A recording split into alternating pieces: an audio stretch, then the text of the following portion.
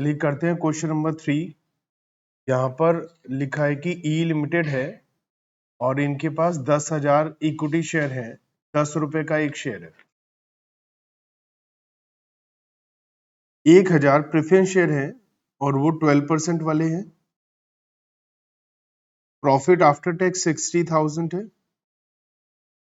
Profit equity share holder के हिस्से में जो आ रहा है वो 60,000 का profit minus preference share dividend, क्योंकि हमारे प्रेफरेंस शेयर हैं 1,100 रुपए वाले, तो 1,00,000 के, उसके ऊपर 12% का प्रेफरेंस शेयर डिविडेंड होता है 12,000। और हमें जो अर्निंग पर शेयर निकालना होता है वो हम प्रॉफिट आफ्टर टैक्स में से प्रेफरेंस शेयर डिविडेंड माइनस करके तभी अर्निंग पर शेयर निकालते हैं। तो 48,000 है, और अगर हम देखें कि 10,000 शेयर है तो 48,000 को 10,000 से डिवाइड कर देंगे तो हमारा जो आंसर आ जाएगा वो 4.8 रुपीज पर शेयर का आ जाएगा। जो प्रेफरेंस शेयर्स है इन्हें कन्वर्ट करना है इक्विटी शेयर में, एक के बदले में 5, तो एक प्रेफरेंस शेयर के बदले में 5 प्रेफरेंस शेयर इक्विटी शेयर दिए जाएंगे। तो हमें बेसिक और डाइल्यूटेड अर्निंग पर शेयर निकालना है। तो बेसिक अर्निंग पर शेयर निकालना है और डाइल्यूटेड अर्निंग पर शेयर निकालना है। तो हम पहले अगर बेसिक अर्निंग पर शेयर निकालें तो वो क्या होता है, profit after tax minus preference share dividend upon number of equity shares. तो 60,000 माइनस 12,000 अपॉन 10,000, तो ये हो जाएगा 4.8 rupees earning per share, basic earning per share आ गया। अब हमें निकालना है डाइल्यूटेड अर्निंग पर शेयर। तो प्रॉफिट आफ्टर टैक्स लेंगे, और अगर प्रेफरेंस शेयर्स इक्विटी शेयर्स में कन्वर्ट हो जाएंगे, अगर प्रेफरेंस शेयर्स इक्विटी शेयर में कन्वर्ट हो जाएंगे तो प्रेफरेंस शेयर डिविडेंड हमें देना ही नहीं पड़ेगा, तो माइनस करने का सवाल ही नहीं उठता है। Divide by number of equity shares जो एग्जिस्टिंग है प्लस जो प्रेफरेंस शेयर से इक्विटी शेयर में कन्वर्ट होंगे, वो मिलाकर नए हमारे नंबर ऑफ इक्विटी शेयर हो जाएंगे।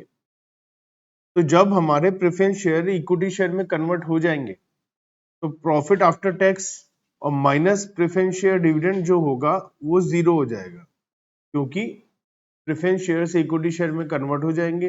तो प्रेफरेंस शेयर जब होंगे ही नहीं तो प्रेफरेंस शेयर डिविडेंड ही नहीं दिया जाएगा। तो हमारा जो प्रॉफिट आफ्टर टैक्स है वो 60,000 है। हमारे जो फिलहाल शेयर्स हैं इक्विटी शेयर वो 10,000 है, और जो प्रेफरेंस शेयर हैं उनको 5 के एक के बदले में 5 प्रेफरेंस एक प्रेफरेंस शेयर के बदले में 5 इक्विटी शेयर दिए जाएंगे, क्योंकि एक प्रेफरेंस शेयर 100 रुपए का है, एक इक्विटी डिविडेंड 10 रुपए का है। तो कायदे से तो 100 रुपए के बदले में 10 रुपए के हिसाब से 10 इक्विटी शेयर देने चाहिए, लेकिन कई बार जब कन्वर्जन होता है तो इक्विटी शेयर का रेट थोड़ा ज्यादा लगाया जाता है, तो यहाँ 10 की जगह 20 रुपए लगाया गया। तो 100 रुपए के बदले में 5 शेयर 10 रुपए वाले 50 रुपए के दे रहे हैं, तो 50 रुपए प्रीमियम हो गया। तो कुल मिलाकर हमें ये पता चल गया कि जो हमारे शेयर्स हैं वो हो गए हैं 10,000 प्लस 5,000 15,000, और हमारा जो अर्निंग पर शेयर है वो 4 रुपए 80 पैसे से घटकर 4 रुपए रह गया है, इसलिए इसे डाइल्यूटेड ईपीएस बोल रहे हैं। अगर ये 4 रुपए की बजाय 4 रुपए 80 पैसे से ज्यादा होता तो हम इसे कहते हैं ये डाइल्यूटेड ईपीएस नहीं है, क्योंकि हमारा प्राइस बढ़ रहा है बजाय कम होने, अर्निंग पर शेयर बढ़ रहा है बजाय कम होने। तो यहाँ पर बेसिक पूछा था और डाइल्यूटेड पूछा था, जो हमने निकाल लिया दोनों, बेसिक और डाइल्यूटेड। चलिए आगे बढ़ते हैं क्वेश्चन नंबर 4 पर। While calculating diluted earning per share, effect is given to all dilutive potential equity shares that were outstanding during that period. Explain. Also calculate diluted EPS from the following information. तो यहाँ पर theory का question है कि जब हम calculate करते हैं डायल्यूटेड ईपीएस, तो हम सारे के सारे डायल्यूटिव पोटेंशियल इक्विटी शेयर को सोचते हैं, जो प्रेफरेंस शेयर्स या डिवेंचर्स कन्वर्ट होने वाले हैं या हम राइट इशू देने वाले हैं, वो सारी बातों का कंसीडर ध्यान रखते हैं। ये सब थ्योरी का है, वो डिटेल लिखनी है। Also calculate diluted EPS from the following information. तो बेसिक ईपीएस हमसे नहीं पूछा है, डायल्यूटेड ईपीएस पूछा। तो यहां पर नेट प्रॉफिट है 85,50,000। नंबर ऑफ इक्विटी शेयर्स जो आउटस्टैंडिंग है हमारे, वो है 20 lakh. Number of 8% convertible debentures है 1 लाख। एक डिवेंचर 10 इक्विटी शेयर में कन्वर्ट होगा। इंटरेस्ट एक्सपेंस है 6 लाख और टैक्स है 30%। तो जब हम अर्निंग पर शेयर निकालते हैं डाइल्यूटेड, तो डाइल्यूटेड ईपीएस निकालने के लिए हम लोग क्या करते हैं, हम लोग एक तो प्रॉफिट जो लेते हैं वो एडजस्टेड लेते हैं ना। तो क्या लेते हैं हम, adjusted profit for equity holders, जो भी एडजस्टेड है। अब मान लिया हमारे प्रेफरेंस शेयर्स कन्वर्टेबल नहीं होते, मान लिया इस क्वेश्चन में डिबेंचर हैं, प्रेफरेंस शेयर भी होते लेकिन वो कन्वर्टेबल नहीं होते, तो हमें प्रेफरेंस शेयर डिविडेंड माइनस करना ही पड़ता इक्विटी शेयर होल्डर के लिए अर्निंग निकालने के लिए। और डिवाइड हम किसे कहते हैं, weighted average number of equity shares. अब एडजस्टेड प्रॉफिट कैसे निकलेगा,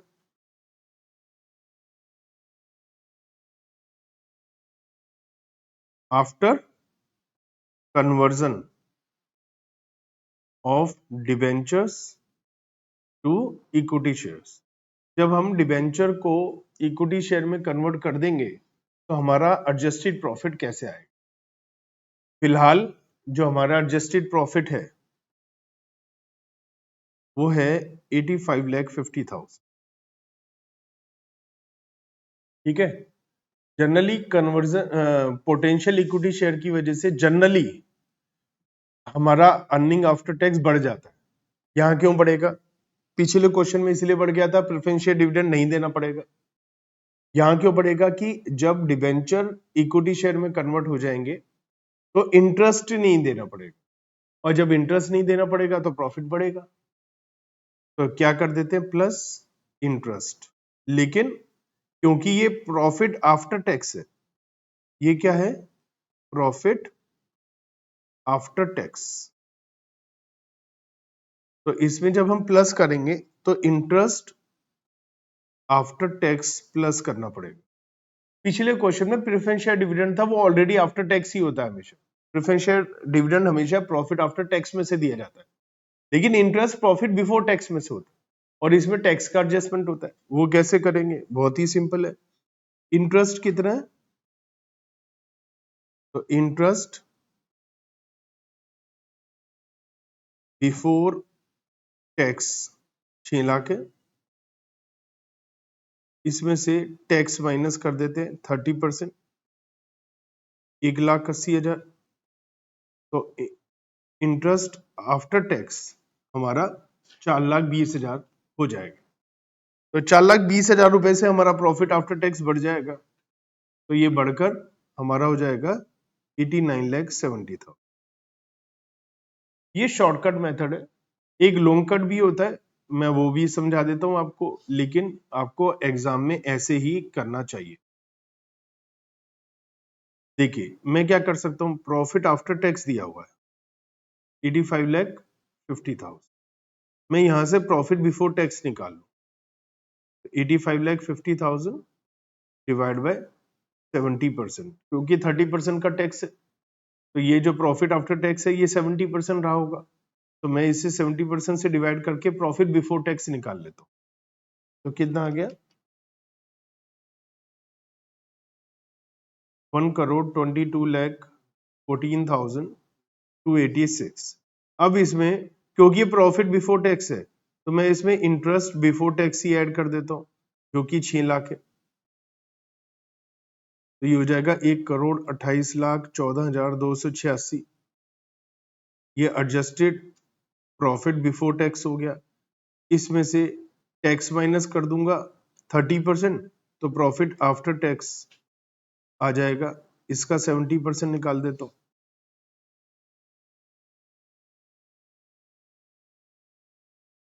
तो वही आ जाएगा 89,70,000।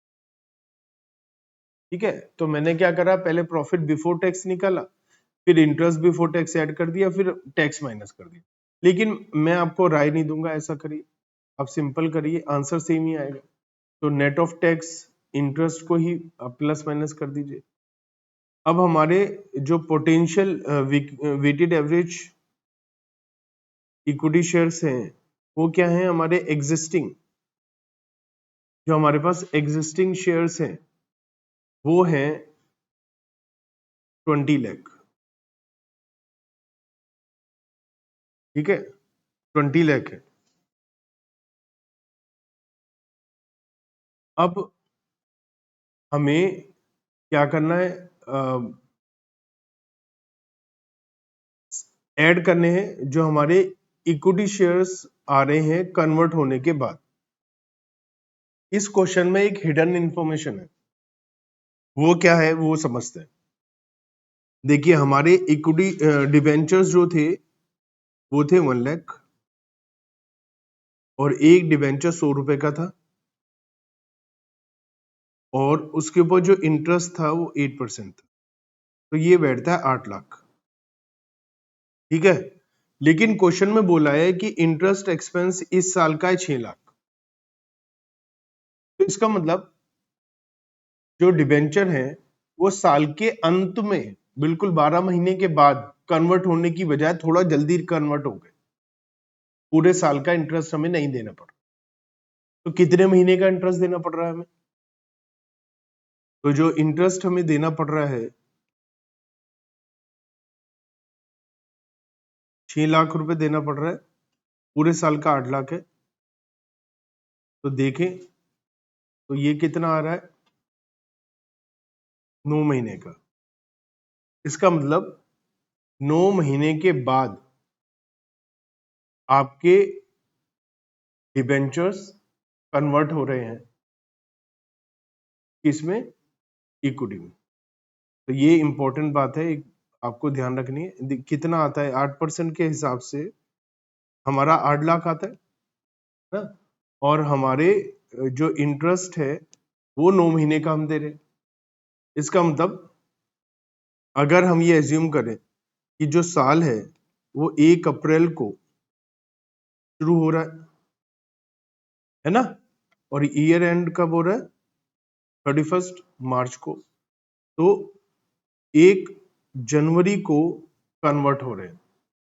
ठीक है, 9 महीने के बाद, क्योंकि हम 9 महीने का इंटरेस्ट दे रहे हैं, तो 9 महीने का इंटरेस्ट देने का मतलब ये हमारे कन्वर्ट कब हो रहे हैं, 9 महीने के बाद, 1 जनवरी को। यहाँ पर थोड़ा सा तरीका भी अलग होगा हमारा वेटेड एवरेज इक्विटी शेयर निकालने का। पहली बात तो ये कि हमारे 1 लाख डिबेंचर्स हैं और एक डिबेंचर 10 शेयर में कन्वर्ट हो रहा है,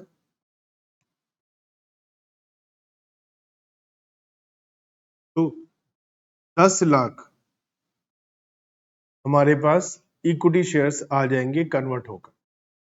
अब आपको ध्यान रखना, हम रिवर्स कर रहे हैं। रिवर्स करने का मतलब ये हमने प्लस करा, प्लस करने का मतलब हटा दिया, तो 9 महीने का इंटरेस्ट हटा दिया ना, तो इसका मतलब हमारे डिबेंचर 9 महीने के लिए रहे, उसे हटा दिया, तो हम ये मानेंगे 9 महीने के डिबेंचर क्या है, 9 महीने के इक्विटी शेयर है। हम हटा रहे हैं ना, 9 महीने का इंटरेस्ट हटा रहे हैं, तो 9 महीने का इंटरेस्ट हटाने का मतलब 9 महीने के लिए डिबेंचर नहीं थे, 9 महीने के लिए क्या थे वो, इक्विटी शेयर। तो एग्जिस्टिंग शेयर क्या है, 20 लाख, कितने समय के लिए, पूरे 12 महीने के लिए। और जो कन्वर्टेबल है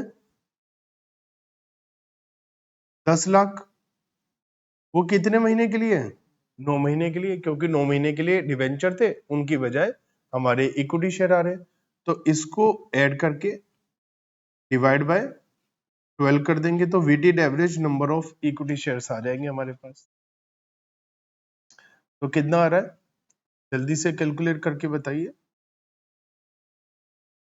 क्योंकि हमारा ये होता है कि अगर डिबेंचर नहीं होंगे वो इक्विटी शेयर हो जाएंगे। कितना कितना 27,50,000। तो अगर हमारे पास डिबेंचर नहीं होंगे तो हमारा प्रॉफिट कितना होगा 89,70,000। डिबेंचर नहीं होंगे तो हमारे इक्विटी शेयर कितने होंगे 27,50,000। तो हमारे पास अर्निंग पर शेयर क्या निकल कर आएगा 3.26। तो ये डाइल्यूटेड ईपीएस है, क्योंकि अगर हम नॉर्मल निकालते तो हमारा ज्यादा आता। कैसे 85,50,000 को 20 लाख से डिवाइड कर दो, हमारे पास आ जाएगा नॉर्मल बेसिक ईपीएस। ठीक है ना, वो कितना आता 85,50,000 डिवाइड बाय 20 लाख 4.28। तो 4.28 आता, लेकिन अब हमारा जो डाइल्यूटेड ईपीएस आ रहा है वो हमारा आ रहा है 3.26, इसीलिए ये डाइल्यूटेड इफेक्ट है। तो इसमें हमें क्या ध्यान रखना होता है, जो जो कन्वर्ट होने से पहले, मान लिया कन्वर्ट होने से पहले का तो बेसिक हो गया और कन्वर्ट होने के बाद का डाइल्यूटेड हो गया। देखिए अगर मान लिया क्वेश्चन में ये इंटरेस्ट पूरे साल का होता, 6 लाख की बजाय क्या लिखा होता 8 लाख, तो इसका मतलब पूरे साल भर हमारा इंटरेस्ट है, पूरे साल भर का इंटरेस्ट रिवर्स करते हैं यहाँ पर। तो फिर हम ये 9 महीने का ना करके 10 लाख पूरे साल के लिए मानते, ठीक है ना। तो यहाँ उल्टा हिसाब होना, ये मत देखो कि भैया 12 महीने के लिए हमारे डिवेंचर्स हैं तो पूरे 12 महीने के लिए डिवेंचर है, तो अब अगर 12 महीने का डिवेंचर रिवर्स कर रहे हैं, उसे मान रहे हैं कि कन्वर्ट हो गए, तो पूरे 12 महीने के इक्विटी शेयर है। इसका जितने समय के लिए डिवेंचर है उतने समय के लिए ही इक्विटी शेयर है, पोटेंशियल इक्विटी शेयर ऐसा एज्यूम करना। तो यहाँ 9 महीने के लिए हमारे डिवेंचर थे तो 9 महीने के लिए इक्विटी शेयर, 6 महीने के लिए डिवेंचर होते तो 6 महीने के लिए इक्विटी शेयर होते, 3 महीने के लिए डिवेंचर होते तो 3 महीने के लिए। नॉर्मल केस में हम क्या करते हैं, नए शेयर इशू करते हैं 9 महीने के बाद, तो हम 3 महीने के लिए लेते हैं क्योंकि वो नए शेयर इशू कर रहे होते हैं। यहाँ तो हम मान रहे हैं जो डिवेंचर है वो डिवेंचर ना हो के इक्विटी शेयर है, तो डिवेंचर 9 महीने के लिए है तो इक्विटी शेयर भी कितने समय के लिए 9 महीने के लिए। तो बहुत ही ज्यादा इंपॉर्टेंट बात थी। क्वेश्चन नंबर 5,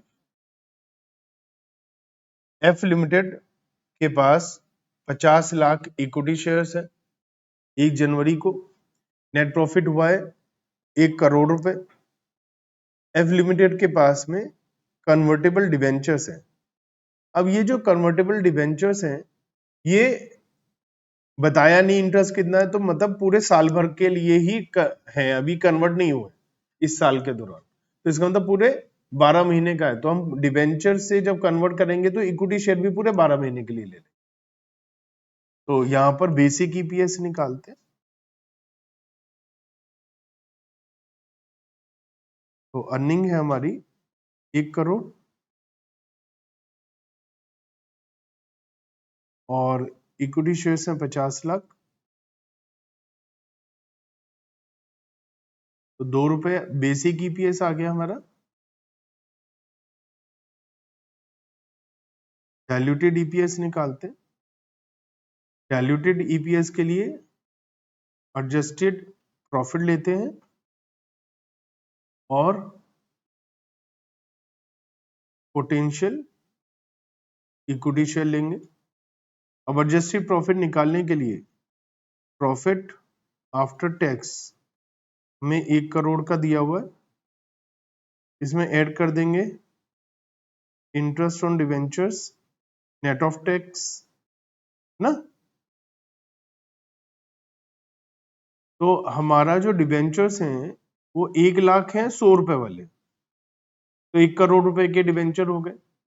1 करोड़ का 12%, 12 लाख रुपए का इंटरेस्ट हो गया, तो 12 लाख रुपए का इंटरेस्ट और इसमें से टैक्स माइनस कर देते हैं 30%, 3,60,000।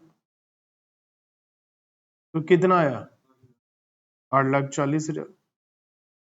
तो 1,08,40,000 हमारा एडजस्टेड P&L प्रॉफिट हो जाएगा।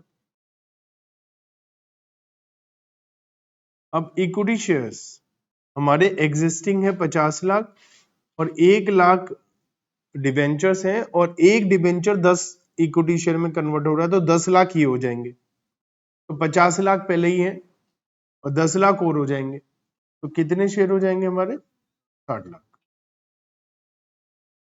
तो हमारे पास अर्निंग पर शेयर कितना हो जाएगा,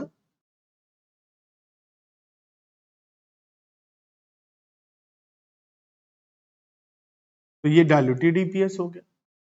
ठीक है,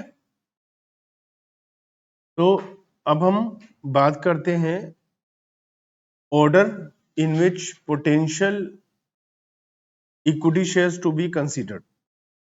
हमने पहले भी बात करी थी, जिसका ज्यादा डायल्यूटेड इफेक्ट है उस हिसाब से हम चूज करते हैं, है ना। Diluted EPS in case of share option. अगर शेयर ऑप्शन है तो हम डायल्यूटेड ईपीएस कैसे निकालेंगे। शेयर ऑप्शन क्या होता है, हम अपने एग्जिस्टिंग जो शेयर होल्डर्स होते हैं, है ना, उन एग्जिस्टिंग हमारे जो एम्प्लॉयज होते हैं, हम उनको एक ऑप्शन दे देते हैं कि आप एक निश्चित समय के बाद कुछ कंडीशन सेटिस्फाई करेंगे तो आप अपने शेयर्स के ऑप्शन को शेयर में कन्वर्ट करा सकते हैं, कुछ पेमेंट करना पड़ेगा। नाम है ऑप्शन, तो जबरदस्ती नहीं होता है, एम्प्लॉयज की मर्जी होती है, वो चाहे तो इक्विटी शेयर हमारे खरीद लें, चाहे तो ना खरीदें। तो लेकिन क्या होता है, ये मार्केट वैल्यू से सस्ते होते हैं, तो इसमें कुछ डायल्यूटेड इफेक्ट होता है, क्योंकि हम ये अज्यूम करते हैं कुछ फ्री में शेयर इशू करें, है ना। तो इसका इफेक्ट कैसे होता है वो हम ध्यान से समझ लेते हैं। तो जब हम डायल्यूटेड अर्निंग पर शेयर निकाल रहे होते हैं तो ये एज्यूम करना चाहिए कि डायल्यूटेड ऑप्शंस और पोटेंशियल इक्विटी शेयर जो हैं उन सबका ध्यान रखना चाहिए। ये एज्यूम करते हैं कि जो हम शेयर इशू कर रहे हैं उसमें से फेयर वैल्यू पे इशू कर रहे हैं। होता क्या, मार्केट वैल्यू है 80 रुपए, लेकिन हम ऑप्शन दे रहे हैं मान लिया 20 रुपए, 80 वाला शेयर 20 में दे रहे हैं, समझ रहे हो, 80 वाला शेयर 20 में, तो हम ये मानते हैं कि ये शेयर 80 का ही होना चाहिए, लेकिन हम 20 में दे रहे हैं तो 60 रुपए डायल्यूटेड इफेक्ट डाल रहा है, फ्री में हम दे रहे हैं, रिसोर्सेज नहीं आ रहा। तो क्या लिख रहा है, the difference between the number of shares issuable.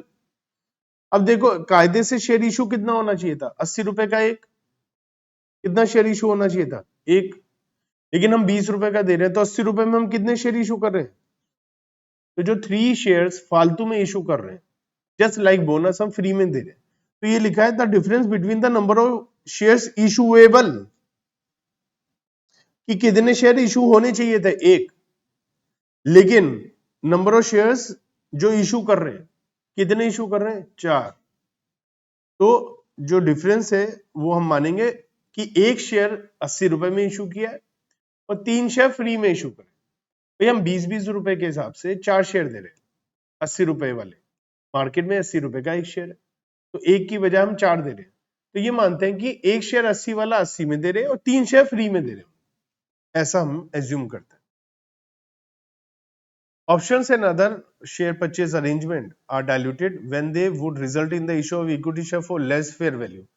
जो फेयर वैल्यू से सस्ता इशू करोगे तो डायल्यूटेड इफेक्ट आएगा। The amount of the dilution is fair value less the issue price. तो डायल्यूशन कितना, 80 रुपए वाला शेयर 20 में दे रहे हैं, 60 रुपए का है। Therefore, in order to calculate diluted earning per share, each such arrangement is treated as consist of। तो हम क्या एज्यूम करेंगे, एक कॉन्ट्रैक्ट टू इशू है certain number of equity share eight there average fair value during the period. हम ये assume करेंगे share fair value पे इशू हो रहा है, 20 वाला नहीं, 20 में नहीं 80 में, और जो शेयर कुछ दे रहे हैं वो फ्री में है ना, ये तो सही है, और जो बाकी है वो फ्री में हम दे रहे हैं शेयर, और contract remaining equity share no consideration, जो बाकी के शेयर है वो फ्री में दे रहे है ना। Such equity share generate proceed and have no effect on the net profit. Therefore, such shares are diluted and are added to the number of equity share outstanding in computation of diluted EPS। ये क्या कहना चाह रहा है, ये क्या रखा है कि आप जब diluted EPS निकालोगे तो जो फ्री वाले शेयर है उनको आप ऐड कर दो नंबर ऑफ इक्विटी शेयर में, ये मानते हुए कि ये डाइल्यूटेड इफेक्ट आ। In this case, total proceed receivable by the company shall be divided by the fair value per share. The resultant figure is the number of shares that should have been issued. देखो, मान लिया आपके पास 8 लाख रुपए आए, कितने आए? 8 लाख। ये क्या रखा है? टोटल प्रोसीड जो आपको मिलनी है 8 लाख, उसे डिवाइड कर दो फेयर वैल्यू पर शेयर। एक शेयर की फेयर वैल्यू मार्केट में कितनी है? 80 रुपए। तो जो फिगर आएगी वो आएगी कितने शेयर इशू होने चाहिए थे। तो 8 लाख को 80 से डिवाइड करो, कितना आता है? कितना आता है? 10,000। तो 10,000 इक्विटी शेयर इशू होने चाहिए थे। अब the difference between the actual number of share issued and the number of share should have been issued, actual कितने इशू कर रहे हैं? 8 लाख रुपए आ रहे हैं हमारे पास और एक शेयर हम 20 रुपए में इशू कर रहे हैं। तो एक्चुअल कितने इशू कर रहे हैं? 40,000। तो ये क्या रखा है कि जो 10,000 इशू होने थे इशू कर दिए 40,000। तो ये मानो 10,000 तो सही रेट पर इशू करें और 30,000 फ्री में इशू करें। Such equity share generate no proceed but are diluted. These diluted shares are added to the number of existing shares. तो ये क्या रखा? मान लिया existing shares हैं 1 लाख। existing share कितने? तो क्या रखा है? 1 लाख में 30,000 जोड़, जो फ्री वाले शेयर। तो डायल्यूटेड इफेक्ट आ जाएगा, नंबर ऑफ शेयर बढ़ गए, तो हमारा अर्निंग कम हो जाएगा। तो इलस्ट्रेशन 5 समझते हैं। देखो, एच लिमिटेड ने एक स्टॉक ऑप्शन दिया है जहां 50,000 इक्विटी शेयर 12 रुपए के हिसाब से इशू किए, फेयर वैल्यू है 15 रुपए, और हम कितने में इशू कर रहे हैं? 12 में। अच्छा, हमने क्या कहा था? आप पहले देखो आपके पास पैसा कितना है। तो आप 50,000 इक्विटी शेयर इशू करोगे 12 रुपए के हिसाब से, तो आपके पास कितना पैसा आएगा? 6 लाख। फिर आप ये देखो कि कायदे से शेयर इशू करने कितने चाहिए थे? एक शेयर 15 रुपए का है ना। तो number of equity shares should have been issued at fair value. अगर फेयर वैल्यू पर इशू करते तो आपको कितने शेयर इशू करने चाहिए थे? 6 लाख रुपए। एक शेयर 15 रुपए का, तो आपको 40,000 इक्विटी शेयर इशू करने चाहिए थे। लेकिन आप इशू कितने कर रहे हो? तो 10,000 फ्री फंड में दे रहे हो। तो ये कह रहे हैं 10,000 जो फ्री फंड में दे रहे हो, ये आप एग्जिस्टिंग शेयर्स में ऐड कर दो, ये 10,000 शेयर्स फ्री में दे रहे हो। यही बात है। इसको पूरा का पूरा क्वेश्चन सॉल्व कैसे करेंगे? आइए हम देखते हैं इलस्ट्रेशन नंबर 6। देखिए, नेट प्रॉफिट कितना है? 12 लाख। आपके अभी शेयर कितने हैं? 5 लाख। शेयर का प्राइस कितना है? 20 रुपए। शेयर ऑप्शन आप कितने दे रहे हो? 1 लाख, और प्राइस 15 में दे रहे हो ना। तो इन्होंने कहा है डायल्यूटेड ईपीएस निकाल। मैं आपको दोनों ईपीएस निकाल कर दिखाता हूं, बेसिक और डायल्यूटेड। पहले हम बेसिक ईपीएस निकालते हैं।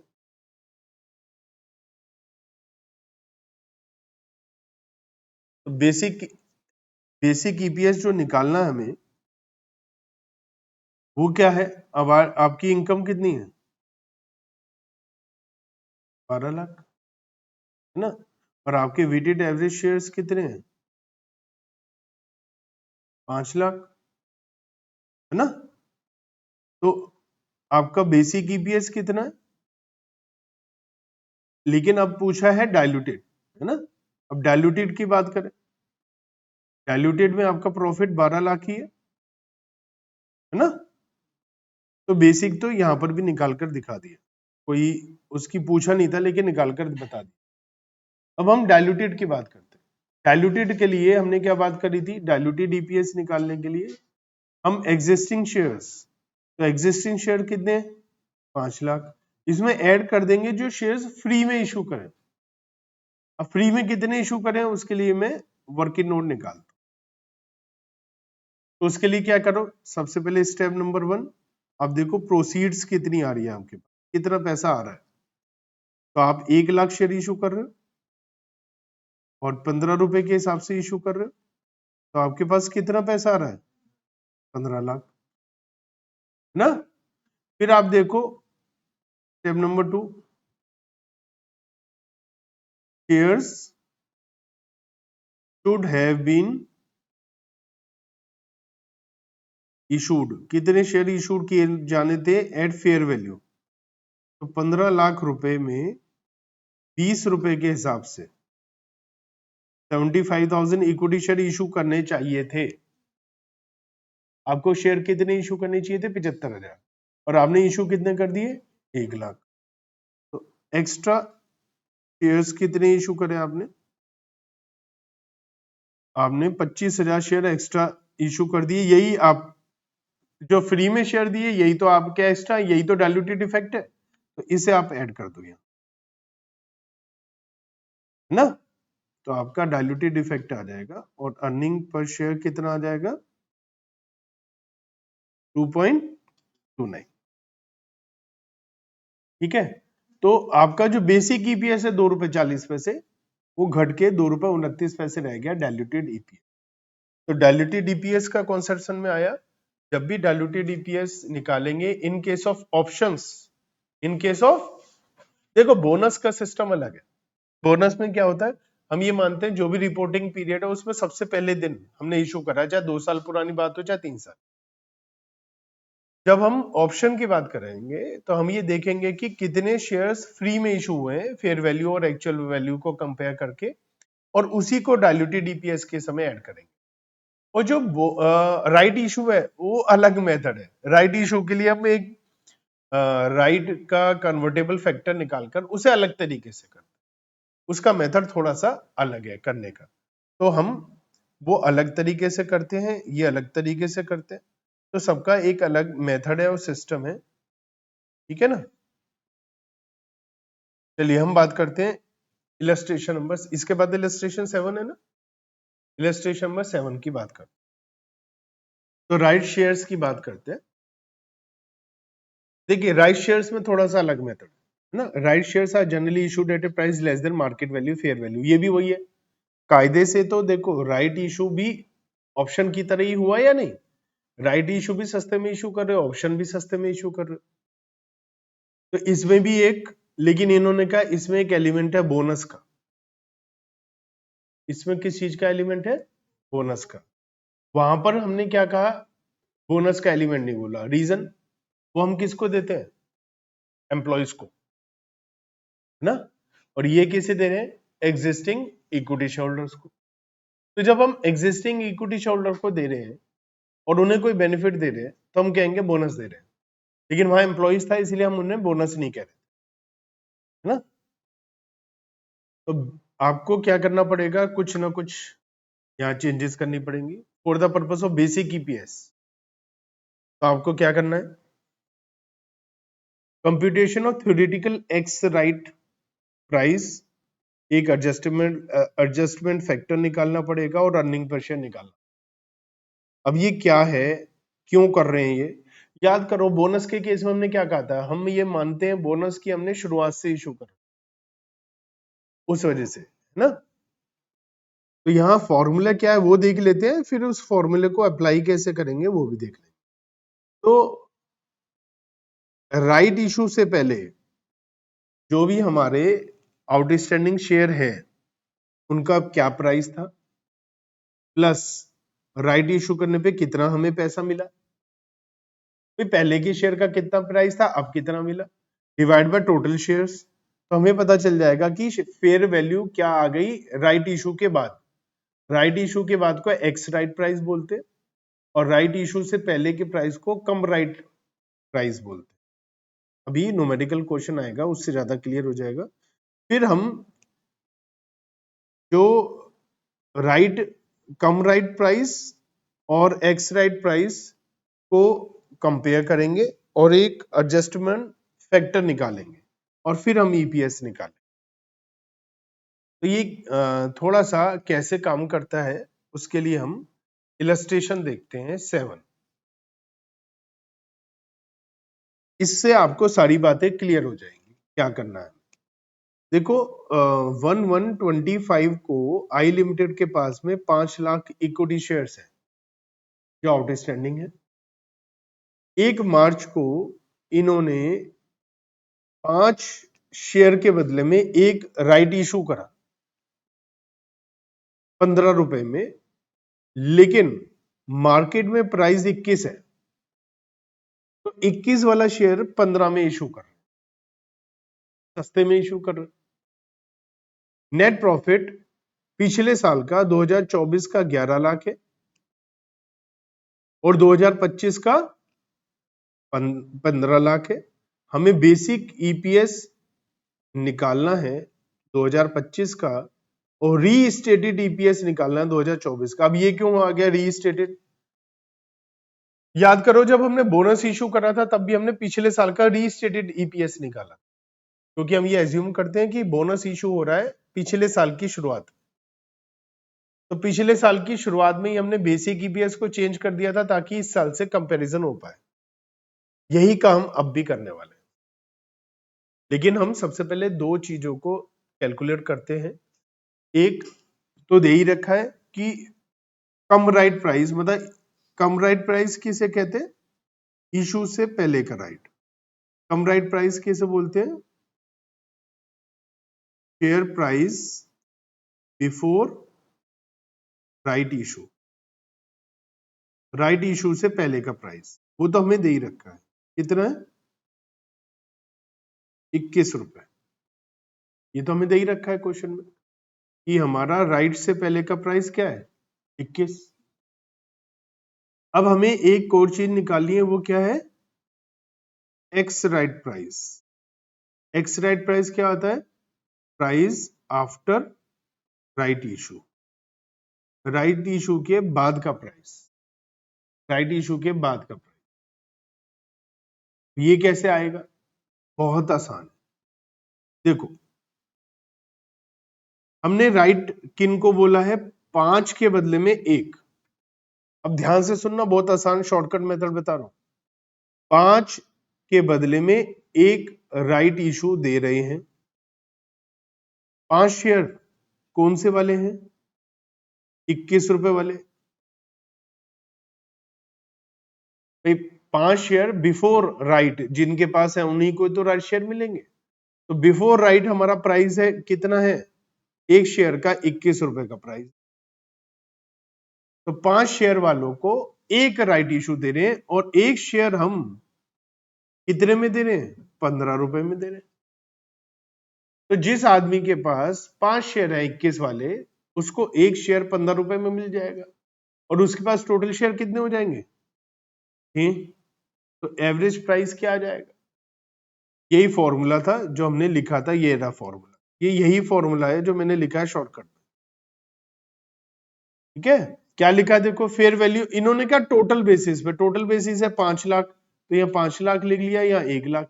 मैं कह रहा हूँ शेयर के हिसाब से 5 के बदले में 1, 5 के बदले में 2, 4 के बदले में 1, 4 के बदले में 3, तो जिसके बदले में कितने दे रहे हैं शेयर के हिसाब से निकाल लो बड़े आराम से।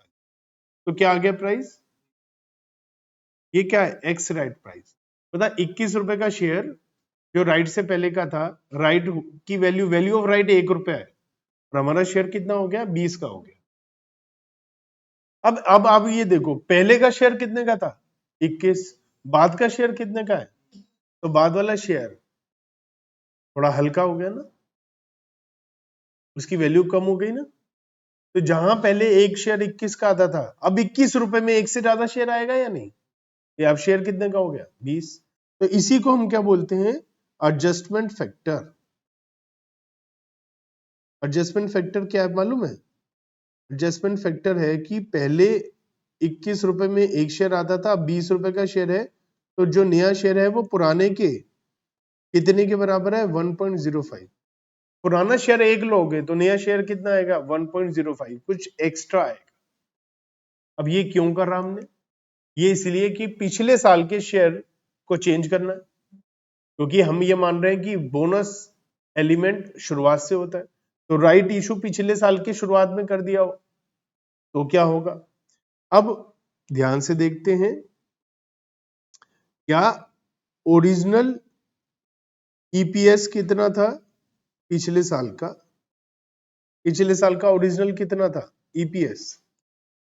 तो पिछले साल 11 लाख का प्रॉफिट था ना?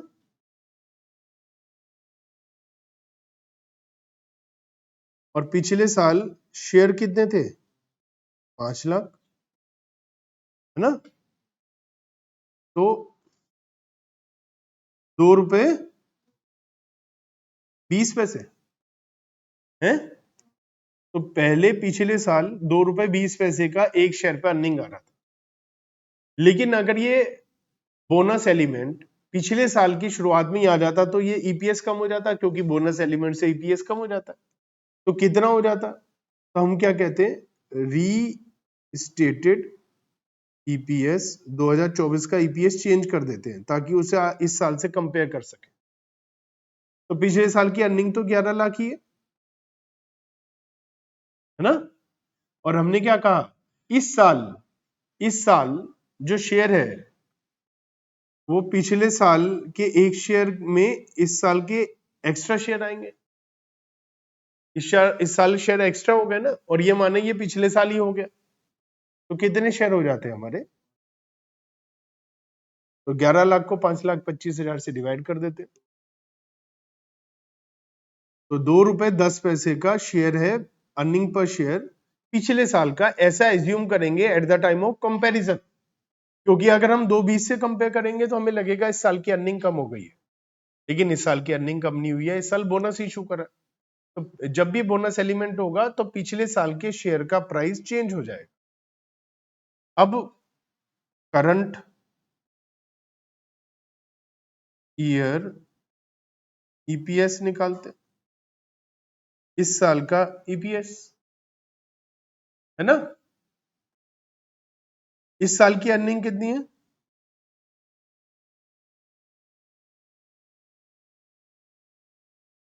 15 लाख ना? इशू 1 मार्च को करा है हमने, है ना? इशू कब करा है? तो 1 मार्च से पहले 2 महीने हैं, और 1 मार्च के बाद 10 महीने हैं। पहले शेयर कितने थे? 5 लाख ना? लेकिन राइट इशू से पहले वो शेयर 21 रुपए वाले थे, और इसके बाद हमारे शेयर 5 लाख थे, और राइट इशू कितने करे? 1 लाख। तो हमारे शेयर कितने हो गए? लेकिन ये 20 रुपए वाले हैं। तो इनमें ये कितने महीने के लिए हैं? 10 महीने के लिए। ये कितने महीने के लिए हैं? 2 महीने के लिए। लेकिन ये जो बिफोर वाले हैं ये ज्यादा पावरफुल शेयर है। तो हमने जैसे यहां पर भी ध्यान से देखो, यहां पर भी हमने 1.05 से नंबर ऑफ शेयर को मल्टीप्लाई करा, क्योंकि पिछला साल बिफोर राइट था पूरा का पूरा साल, और इस साल बिफोर राइट कितने हैं? 2 महीने। तो हमारा ये इंपॉर्टेंट चीज है कि नंबर ऑफ शेयर्स ये कितने आ गए बताइए?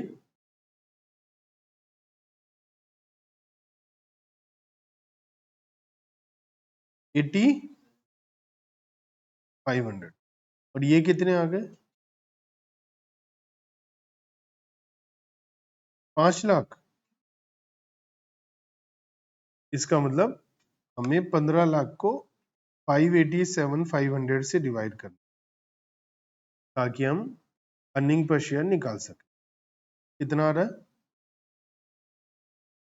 अब हम जब इसको प्रेजेंट करेंगे ना, तो बैलेंस शीट में P&L में तो हम क्या लिखेंगे? ईपीएस क्या लिखेंगे? 2025 का कितना? 2 रुपए 55 पैसे। और क्या लिखेंगे? 2024 का।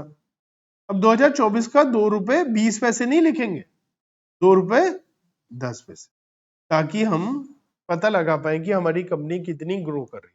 अगर हम इसे 2 रुपए 20 पैसे से कंपेयर करेंगे तो हमें लगेगा कि हमारे शेयर का प्राइस अर्निंग पर शेयर उतना नहीं बढ़ा है, जबकि बोनस एलिमेंट तो हम ये मानते हैं पिछले साल से ही। तो इसको थोड़ा सा प्रैक्टिस करना पड़ेगा। ये कॉन्सेप्ट बहुत ही ज्यादा इंपॉर्टेंट है, समझने वाला है कि बोनस एलिमेंट है, बोनस एडजस्टमेंट फैक्टर निकालना है, ये बात ध्यान से समझने की। Anti dilutive potential equity shares क्या होते हैं? Potential equity share are anti dilutive when their conversion to equity share would increase earning per share from continuing ordinary activity or decrease loss per share। अगर loss कम हो रहा है या earning बढ़ रही है तो उसे हम डाइल्यूटेड पोटेंशियल इक्विटी शेयर की बजाय anti dilutive potential equity share बोले। The effect of anti dilutive potential equity shares are ignored in calculating diluted EPS. तो डाइल्यूटेड ईपीएस निकालते हुए एंटी डाइल्यूटिव अर्निंग जो है इक्विटी शेयर्स है उनको इग्नोर मार दे उनको, क्योंकि वो तो हमारे प्रॉफिट को बढ़ा रहे, अर्निंग को बढ़ा रहे, तो उनको हम कंसीडर नहीं करेंगे। तो ये इंपॉर्टेंट है। Note that the control factor is the profit from continuing ordinary activities. Ordinary activities से अब आपको क्या ध्यान रखना है? कन्वर्जन इक्विटी शेयर हो रहा है, अर्निंग कम हो रही है तो डाइल्यूटिव है और इसका ध्यान रखेंगे। कन्वर्जन से अर्निंग बढ़ रही है तो ये क्या है? एंटी डाइल्यूटिव, इसका ध्यान नहीं रखेंगे। कन्वर्जन से लॉस बढ़ रहा है, डाइल्यूटिव इफेक्ट है, ध्यान रखेंगे। कन्वर्जन से लॉस कम हो रहा है, एंटी डाइल्यूटिव है, इसका ध्यान नहीं रखेंगे। डाइल्यूटेड ईपीएस निकालते, ठीक है। इसके बाद इलस्ट्रेशन 8 है। X limited during the year ending 31st March has income from continuing ordinary operation is 240। तो इनकी बिजनेस से 240 का जो बिजनेस चल रहा है उससे 2,40,000 का प्रॉफिट हो रहा है, लेकिन जो बिजनेस बंद हो गया है उससे 3,60,000 रुपए का लॉस हो रहा है। तो नेट मिला मुलू के लॉस 1,20 का बैठा। जो बिजनेस चल रहा है उससे प्रॉफिट है 240, जो बिजनेस बंद हो गया उससे लॉस है 360, तो नेट लॉस हो गया 120। कंपनी के 1,000 इक्विटी शेयर्स हैं जो नॉर्मल है और 200 पोटेंशियल इक्विटी शेयर है, मतलब जो फ्यूचर में कन्वर्ट होकर आएंगे। तो बेसिक और पोटेंशियल, बेसिक और डाइल्यूटेड ईपीएस हमें निकालना है। तो याद रखिए पोटेंशियल इक्विटी शेयर को हम डाइल्यूटेड तभी मान लेंगे जब उसकी वजह से नेट प्रॉफिट कम हो कंटिन्यूइंग ऑर्डिनरी ऑपरेशन का, ठीक है, या लॉस बढ़ जाए या प्रॉफिट कम हो जाए, लेकिन किसका? कंटिन्यूइंग ऑपरेशन का। तो कंटिन्यूइंग बिजनेस ऑपरेशन का प्रॉफिट कितना है? 240, ना कि 120। समझ रहे हो? तो हमें ये देखने के लिए कि हमारा डाइल्यूटेड इफेक्ट है या नहीं है, तो हमें क्या देखना है? 200 पोटेंशियल इक्विटी शेयर डाइल्यूटेड है या एंटी डाइल्यूटेड है, तो उसके लिए हमें क्या करना पड़ेगा? पोटेंशियल इक्विटी शेयर को नेट प्रॉफिट कंटिन्यूइंग ऑपरेशन से देखना पड़ेगा। देखो फर्क क्या पड़ेगा। कंटिन्यूइंग ऑपरेशन का प्रॉफिट कितना है? 2,40,000। बेसिक ईपीएस कितना है? हमारे शेयर है 1,000, तो बेसिक ईपीएस कितना? 240। पोटेंशियल इक्विटी शेयर कितने हैं? 200। तो हमारे 1,000 शेयर पहले ही है, 200 पोटेंशियल है, तो हमारा अर्निंग पर शेयर घट के कितना हो जाएगा? 200। तो 240 से 200 रुपए हो रहा है, तो क्या ये डाइल्यूटेड है या नहीं? लेकिन अगर हम इसे पूरे प्रॉफिट पे देखें, मान लिया लॉस कितना हो रहा है, पूरा बिजनेस के मिलाकर लॉस कितना हो रहा है, और हमारा शेयर कितने हैं, तो एक शेयर पे लॉस कितना है? 20। अगर शेयर 1,000 की जगह कितने हो जाए तो लॉस कितना हो जाएगा?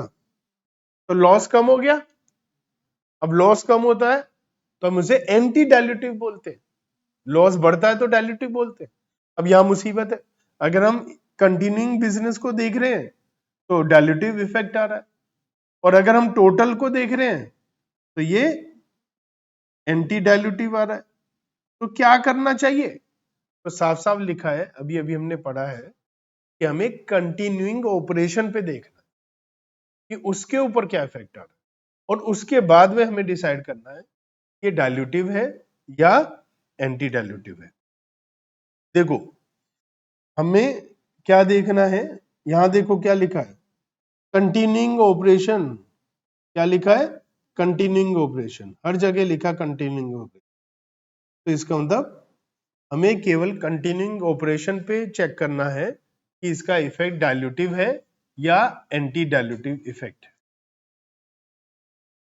अभी तक हमने जितने भी क्वेश्चन करे उन सारे के सारे क्वेश्चंस में केवल एक ही डायल्यूटिव इफेक्ट आ रहा था। पोटेंशियल इक्विटी शेयर्स एक ही टाइप के आ रहे थे, या तो डिवेंचर कन्वर्ट हो रहे हैं या प्रेफरेंस शेयर कन्वर्ट हो रहे हैं। ऐसा नहीं हो रहा, डिवेंचर भी कन्वर्ट हो रहे हैं, प्रेफरेंस शेयर भी कन्वर्ट हो रहे हैं, बोनस भी हो रहा है, ऑप्शंस भी है, राइट इशू भी है। सब कुछ एक क्वेश्चन में थोड़ी ना आ रहा है। तो अगर एक से ज्यादा होंगे तो अब कैसे पता लगाएं कि कौन सा डायल्यूटिव है कौन सा एंटी डायल्यूटिव है, अगर एक से ज्यादा है तो in considering whether potential equity shares are dilutive और एंटी डायल्यूटिव, अगर ये पता लगाने के लिए कि कौन सा पोटेंशियल इक्विटी शेयर्स डायल्यूटिव है और कौन सा एंटी डायल्यूटिव है, ईच इशू और series of potential equity share is consider separately. आपको अलग अलग देखना पड़ेगा। अब ये नहीं कर सकते कि डिवेंचर इशू कन्वर्ट हो रहे हैं, प्रेफरेंशियल कन्वर्ट हो रहे हैं, इकट्ठा देखो डायल्यूटिव है या एंटी डायल्यूटिव। उसमें हो सकता है एक डायल्यूटिव हो एक एंटी डायल्यूटिव चीज, तो जो एंटी डायल्यूटिव है उसे छोड़ दो, जो डायल्यूटिव है उसे ले लो। The sequence in which potential equity shares are considered may affect whether or not they are diluted. Sequence से भी फर्क पड़ेगा। कैसे? पहले आपने डिवेंचर को कन्वर्ट कर दिया, बाद में प्रेफरेंस शेयर को कन्वर्ट कर रहे। Therefore, in order to maximize the dilution of basic EPS, each issue or series of potential is considered in sequence of most dilutive to the least dilutive. सबसे पहले जो ज्यादा इफेक्ट डाल रहा है उसे देखो, उसके बाद कम, उसके बाद कम। For the purpose of determining the sequence from most dilutive to least dilutive potential shares, the earning per share, the earning per incremental potential equity share is calculated. Where the earning per incremental is the least, the potential share is considered most dilutive. तो हर एक extra share के लिए कितना आ रहा है, अगर जितना कम आएगा उतना ही ज्यादा डायल्यूटिव इफेक्ट आएगा। चलिए समझते हैं with the help of question number 6 and 7. From the following, calculate the basic and diluted EPS of A Limited. Profit from continuing operation is 15.68 lakh. Loss from discontinuing operation is 5.6 lakh. Number of equity shares is 4 lakh. It has also issued 32,000 convertible debentures. Each debenture is convertible into 5 equity shares. Tax rate is 30%. तो हमें continuing operation पर check करना होता है कि वो diluted effect है या नहीं है ना। तो कंटिन्यूइंग ऑपरेशन पर चेक करते हैं डायल्यूटेड इफेक्ट है या नहीं। तो लॉस डिसकंटिन्यूइंग ऑपरेशन का, लेकिन जब हम बिजनेस का बेसिक या ईपीएस, बेसिक ईपीएस वगैरह ये सब करते हैं तो वो टोटल बिजनेस का करते हैं। तो हम एक काम करते हैं, हम दोनों निकाल कर देखते हैं, टोटल ऑपरेशन और कंटिन्यूइंग ऑपरेशन।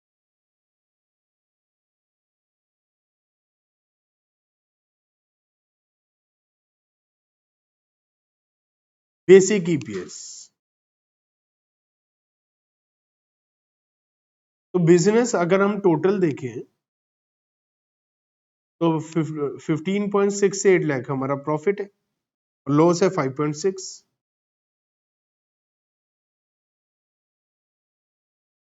और हमारे पास शेयर्स कितने हैं? 4 लाख। सारी चीजें लैक्स में ही है, तो क्या आंसर आ जाएगा हमारा? कितना? 2.52। तो 2.52 हमारा बेसिक ईपीएस आ रहा है टोटल बिजनेस का। कंटिन्यूइंग ऑपरेशन की बात करें तो हमारे पास 15.68 का प्रॉफिट है और 4 लाख हमारे शेयर्स है। तो कंटिन्यूइंग बिजनेस में कितना आ रहा है? बेसिक ईपीएस 3.92 आ रहा है। डाइल्यूटेड ईपीएस, तो डाइल्यूटेड ईपीएस की बात करें तो हमारे पास जो अर्निंग है वो कम हो जाएगी या बढ़ जाएगी? तो यहां पर क्या है? 15.68 माइनस 5.6, ये तो है पूरा बिजनेस का प्रॉफिट। अब इंटरेस्ट ऑन डिवेंचर्स कितना है? 32,000 इंटू 50 इंटू 10%, 1 लाख। इसमें से टैक्स माइनस कर दो 30%, 1 लाख।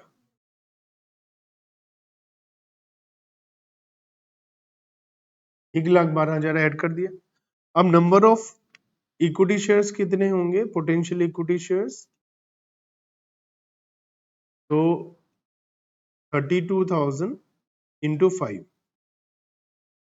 तो नए इक्विटी शेयर कितने हो जाएंगे बताइए?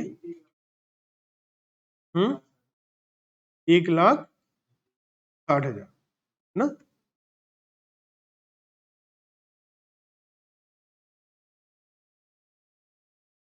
कितना आ रहा है?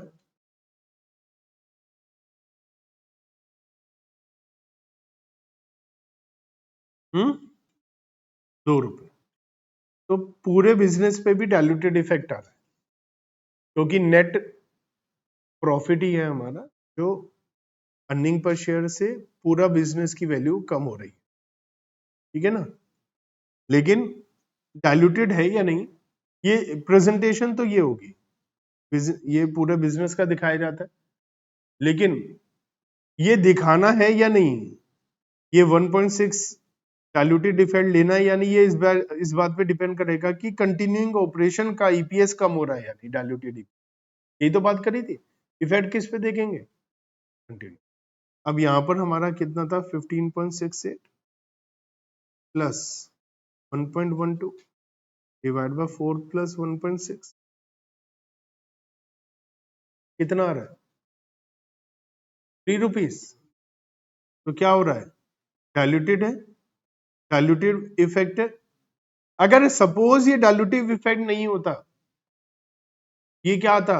3.92 रुपए से ज्यादा, तो फिर यहां पर भी हम ये नहीं लेते, यहां पर भी हम बिना उसको इग्नोर कर देते। क्यों? हम ये देखते कंटिन्यूइंग ऑपरेशन पे डाइल्यूटेड है या नहीं। अगर कंटिन्यूइंग ऑपरेशन पे डाइल्यूटेड है तभी हम टोटल बिजनेस पे डाइल्यूटेड वाला इफेक्ट डालेंगे, नहीं तो नहीं डालेंगे, है ना। तो हमें क्या चेक करना है? तो कंटिन्यूइंग ऑपरेशन पे डाइल्यूटेड इफेक्ट है या नहीं, और अगर है तो पूरे बिजनेस पे डाइल्यूटिव इफेक्ट दिखा देंगे, क्योंकि बिजनेस की बेसिक और डाइल्यूटेड ईपीएस तो टोटल बिजनेस का निकलता है ना, केवल कंटिन्यूइंग ऑपरेशन का थोड़ी ना निकलता। समझ में आता है? चले एक और क्वेश्चन कर, क्वेश्चन नंबर 7। ये भी उसी टाइप का है, लेकिन यहां पर हो सकता है कि जो मैं अभी समझाना चाह रहा था क्वेश्चन नंबर 6 में बात, वो यहां पर अप्लाई हो जाए। क्या? कि हम टोटल बिजनेस और कंटिन्यूइंग में देखें, प्रॉफिट डिसकंटिन्यूड बिजनेस का कितना है? 15.68। और कंटिन्यूइंग बिजनेस में लॉस कितना है? उल्टा कर दिया अब हमने, तो यहां कितना लॉस? और नंबर ऑफ शेयर्स क्वेश्चन वही है, थोड़ा सा चेंज कर दिया। तो कितना आ रहा है ये 2.52 और ये कितना आ रहा है -1. अब ये डाइल्यूटेड है या नहीं, उसके लिए कंटिन्यूइंग ऑपरेशन पे चेक करेंगे। तो हम क्या करेंगे -5.6 ना, और कितना ऐड कर रहा था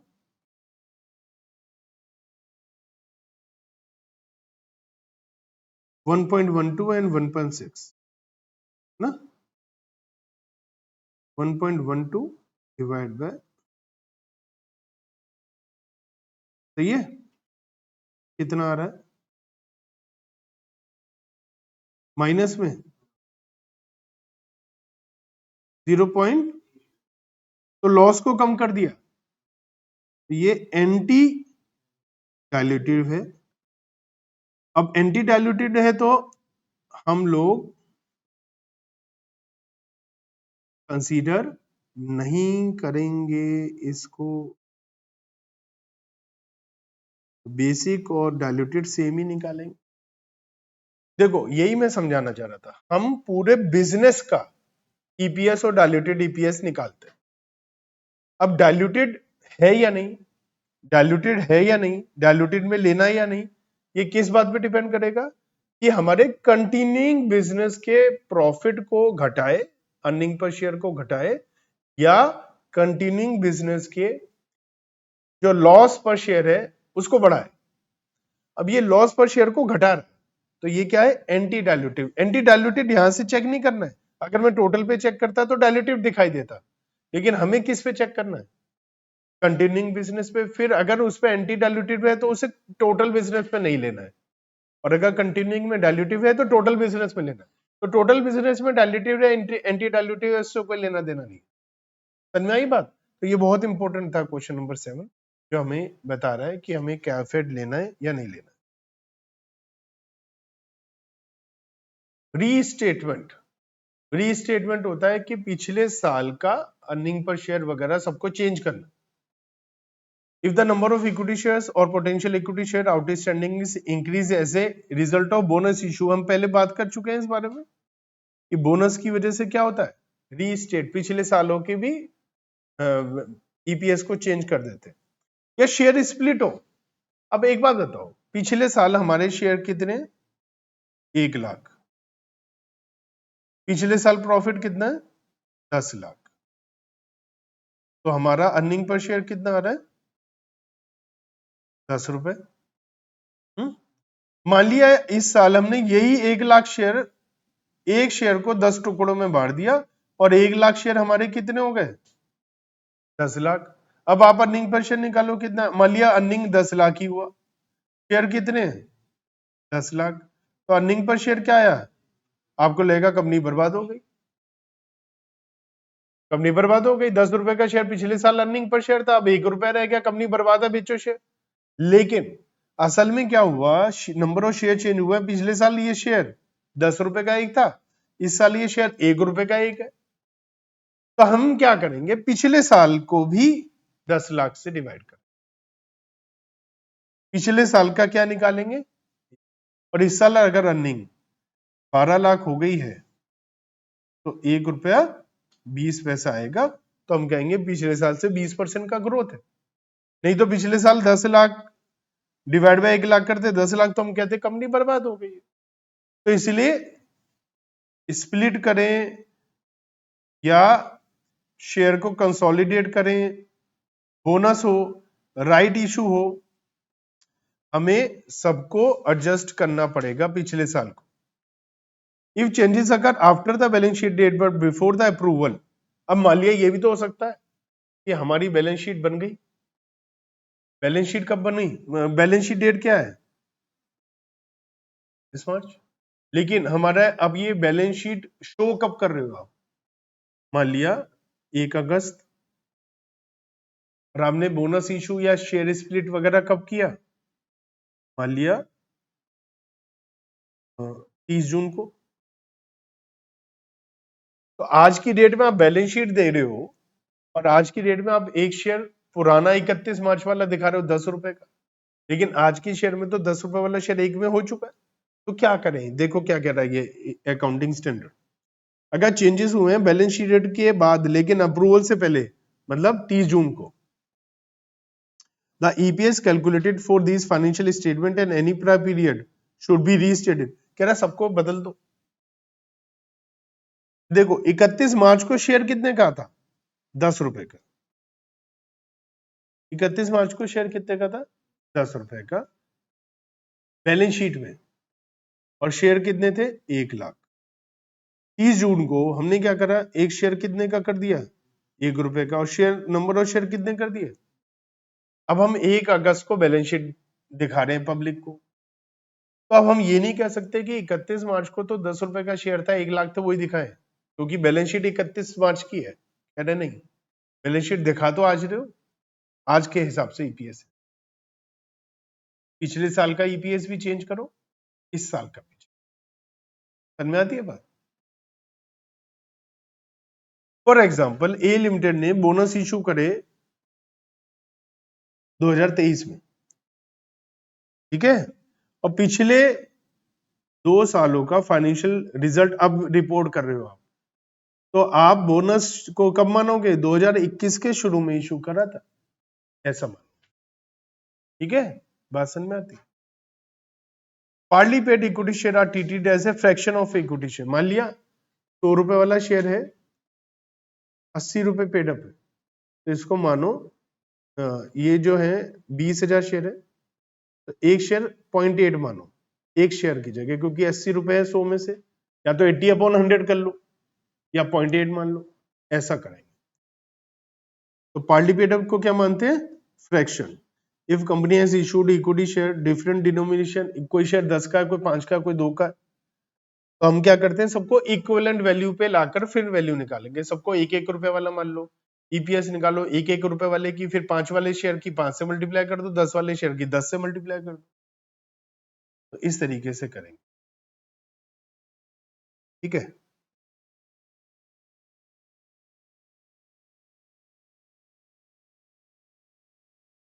चलिए इलस्ट्रेशन करते हैं।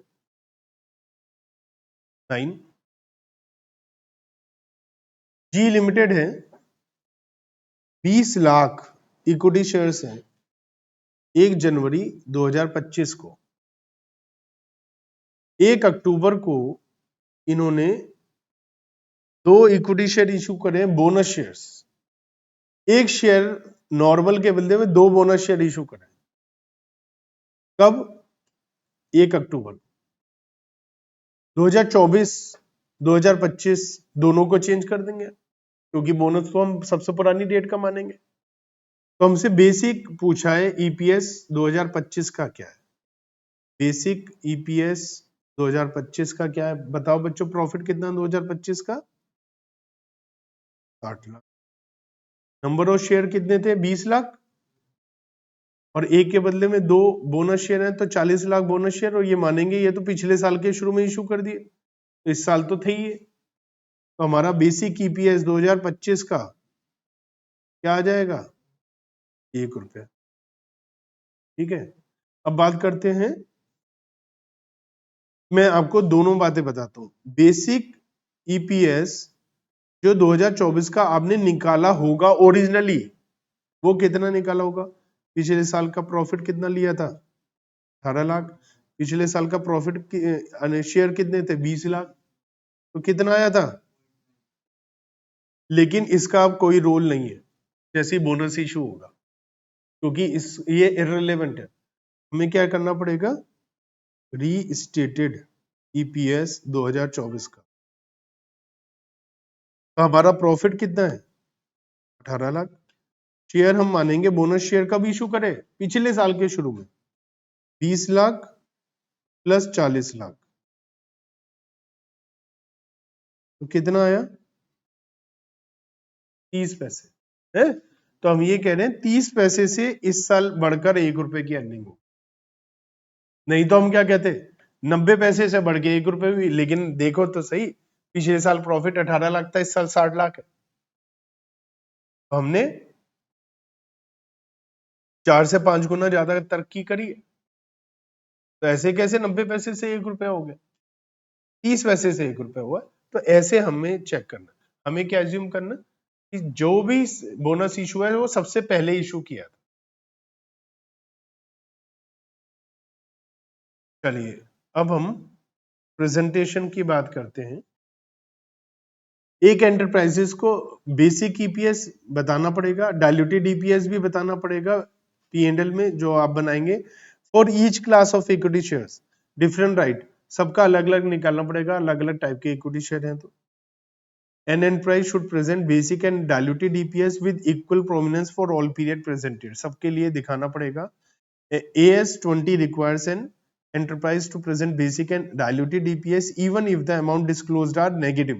मतलब अर्निंग पर शेयर पॉजिटिव हो तभी दिखाना जरूरी नहीं है, लॉस होगा तो भी दिखाना जरूरी है। डिस्क्लोजर रिक्वायरमेंट क्या है?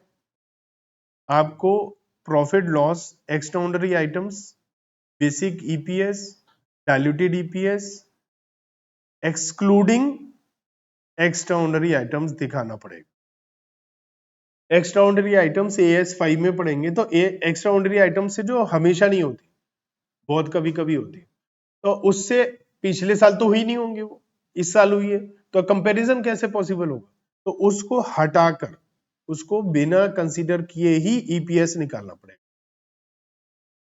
Amount used as a numerator in calculating basic and diluted EPS and reconciliation of those amount, आपको बताना पड़ेगा कि जो हमने बेसिक ईपीएस के लिए क्या प्रॉफिट लिया है और डायल्यूटेड ईपीएस के लिए क्या प्रॉफिट लिया और उनका रिकॉन्सिलेशन। जैसे याद करो, net of tax, interest on debenture या प्रेफरेंशियल डिविडेंड वगैरह लेते हैं ना, प्लस माइनस करते हैं, वो सब दिखाना पड़ेगा करके कि वो कैसे आया। The weighted average number of equity share भी आपको दिखाने पड़ेंगे, वो कैसे आए, रिकॉन्सिलेशन करके दिखाना पड़ेगा। और नॉमिनल वैल्यू हर एक शेयर का दिखाकर बताना पड़ेगा। If an enterprise discloses in addition to basic and diluted EPS per share amount using a reported component of net profit other than net profit जो equity shareholder के लिए है, तो आपको क्या करना पड़ेगा? AS20 में weighted average लेना पड़ेगा इक्विटी, वो तो हम लेते ही हैं। रिकॉन्सिलेशन वगैरह सब करके बताना पड़ेगा कि कैसे आ रहा है, ठीक है। ईपीएस एक कॉमनली यूज मेजरमेंट है प्रॉफिटेबिलिटी के लिए, तो उसको स्टैंडर्ड करने के लिए कोशिश की गई है AS20 में, क्योंकि हर कोई ईपीएस निकालता ही है। ईपीएस के लिए net profit after preferential dividend को नंबर ऑफ इक्विटी शेयर से डिवाइड करते हैं। AS20 दो टाइप के ईपीएस निकालता है, बेसिक एंड डायल्यूटेड।